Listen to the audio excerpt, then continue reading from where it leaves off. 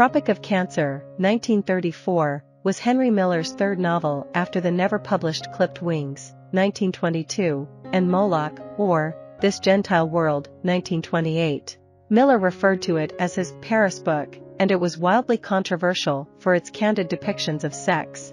It was the subject of legal disputes and censorship attempts for decades, though ironically it has never been out of print. Tropic of Cancer brings together various genres, including autobiography, memoir, manifesto, and philosophical tract. It also incorporates elements of the Surrealist and Dadaist movements, though Miller makes it clear throughout Tropic of Cancer that he does not want to be associated with any organized systems of thought or expression. In one of his epiphanic realizations, he says, "Who that has a desperate, hungry eye can have the slightest regard for these existent government, laws, codes, principles, ideals, totems, and taboos?" As such, Tropic of Cancer was both participating in and actively detaching itself from the literary and political landscape in which it was written.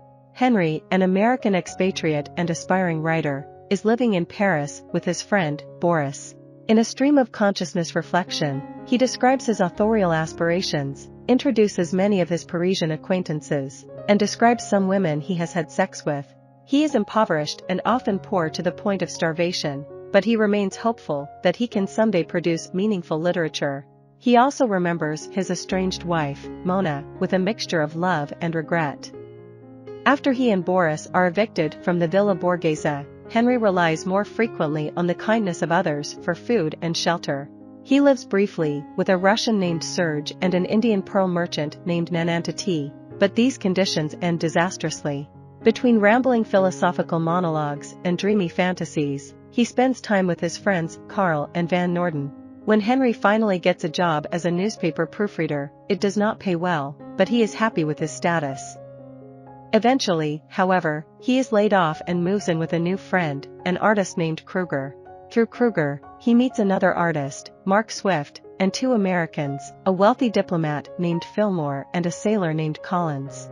He and Fillmore visit Collins in the port city of Le Havre, where they drink and carouse with sex workers. After they return to Paris, Henry and Fillmore move in together and are joined briefly by a woman named Matcha who claims to be an exiled Russian princess. With no prospects in Paris, Henry takes a non-paying job as an English teacher in the city of Dijon, but he hates the isolated, provincial settlement and does not like his fellow teachers or his students, so he soon returns to Paris without notice. Upon arriving, he discovers that Fillmore has impregnated an abusive Frenchwoman named Jeanette, who is trying to manipulate Fillmore into marrying her. Henry helps Fillmore escape to America by way of London.